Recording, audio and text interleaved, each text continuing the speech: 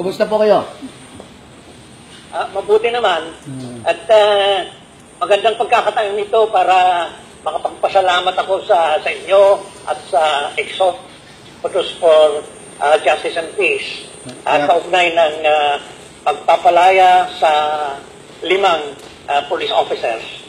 At siyempre, nagpapasalamat ako sa mga marami na kayong ginawa pagtulong sa pag-release sa mga bihag at sa lahat ng inyong ginawa dati. Ano? Yung mga elite, sir, yung mga, alam mo na, yung the prim and proper kuno sa ating bayan, wala namang magagawa.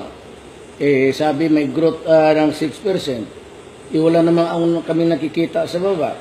It's the oligarchs and the poor. Wala ang middle class. Everybody is suffering. Sabi ko na, this has to change. This cannot go on. We have to bring in the middle class. We have to make it stronger. So we need education, pagkain nila. And wala akong infrastructure except itong sa Greater Manila area, Metro Manila.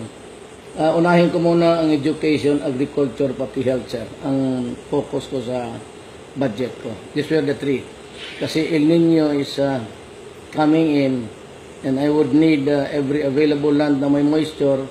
But ang program ko, pagkatapos nito, when the rains come, I will take more attention sa agriculture, health, pati education. Education is the only way that we can free the people here. Malayo masyado. Kayo naman yan, may initiative na nanawagan na handa kayong makipag-coalition at nagpakita ng pagkaunawa sa programa ng MDF. Kaya sa oras na kayo na yung mananalo, ay dapat yung mga kinatawan natin, kagad-agad magkita-kita na. At kung ano naman, sumingit yung pandaraya, ay lalong rin. May batayan para magkita-kita at magkaisa para labanan yung mga mandaraya. Hindi sila magtatagal sa pangyarihan dahil hindi nila pwedeng lukuhin yung masa sa maliwanag na sitwasyon na kay survey nila, kay yung laki ng mga pulong at saka enthusiasm ng masa, hindi na the trend is there, no? Yes, sir. So, ako, sir, I am just hoping that wala lang dayaan and we will do our best, and if God wills it, there will be a new horizon, a new sunrise for the Philippines. I will address itong pinakababa, sir, kasi kawawa talaga. We live in squalor and blight. And I have to think very hard and think well how to remedy the situation. Opo, maganda.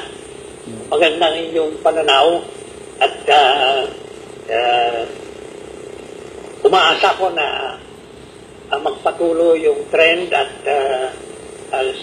sa lahat ng kandidato, kayo yung pinakabukas sa kooperasyon at pagkakaroon ng kapayapaan sa ating bayan. Meron, sir. Meron akong palagay na pipilis yung pagkakaroon ng isang gobyerno ng National Unity, Peace and Development. Yes, sir. At umaasa kaming ganoon, kayo naman nakapagsalita ng maliwanag tungkol sa pangangailangan na magkaroon ng tunay at ganap na kalayaan. At kailangan yung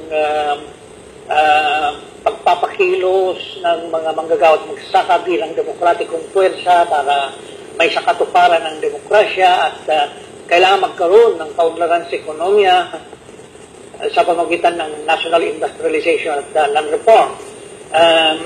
Yung nagtataka ko sa yung takbo ng eleksyon sa kampanya, naghihintay ko na may magsasabi tungkol sa lubhang krisis, yung krisis na nag-umpisa ng 2008, dumala at ngayon sila patungan ng panibagong bukso ng krisis. At kung mandaraya pa sila, yung pagdating ng second part of the year, baka dyan na yung lahat ng kabulastugan ni Noynoy Aquino, yung yung pagpasok ng, kunwari, nakakapagkaroon ng growth rate na mataas pero dahil lamang yan sa hot money portfolio investments, at yung portfolio investments na yan ay nag-umpisa ng lumabas ng 2014. Kaya yung 2012 to 2014 para bang high growth rate at high unemployment and Yes, sir. widespread poverty. Correct. Judy? I will follow the pattern of socialism sa governance. That is really, sinabi ko na sa kanila in public, in every meeting, I said, I'm a socialist. And though I am not a member of the Communist Party, but I am a socialist. And I belong to the left. Alam na ng mga tao, sir, sabi ko, this will be the first time in the history of our country na merong leftist the president. Walang masama sa left. We are more tolerant to the doubts of government, but we will follow what is right for our people. Ano ko, sir, is to raise really the marginalized poverty. May angat ko lang naman ng konti after 6 years, maligaya na ako, sir. Mahalaga na sa electoral campaign pa lang, ilinagay na ninyo sa agenda yung programa ng isang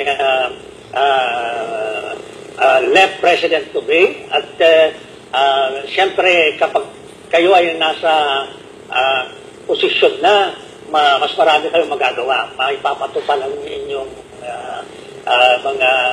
inyong mission at vision para sa kabutihan sambayan ng Pilipino. Galit ako sa oligarchs, sir, pati mayayaman. They get the fat of the land. At yan ang problema dyan sa ating gobyerno. And they allow it. And they allow exemption sa taxation na bilyon. Samantala, ang tao, ang ibig di mama sa pano, widows, naghingi ng konti din na mabigyan kasi sila walang pera. But all, ito mga eroplano nila, nakita namin tax free. 44 million, 50 million. Kaya ako, sabi ko, this cannot go on. This cannot go on. And I will promise you, it will be a clean and fair government for everybody. I wish you well, all the best for you, makasama natin dyan. And hopefully, I will visit you before I will assume office. Kasi may the agenda. Po, magaling. Mabuti po. Kasi yung ang agenda, sir. Salamat ako sa pagkakataon ito na magkausap tayo at maraming salamat sa prospect na hindi magtatagal, magkita na tayo. Also to prepare the agenda para pag nandito na, wala na masyadong debate or issues unresolved. Diyan na ho natin gawain ang agenda yung pagdating. The agenda only. Yun ang natutunan. Yun ang natutunan ko sa iyo, sir. Salamat.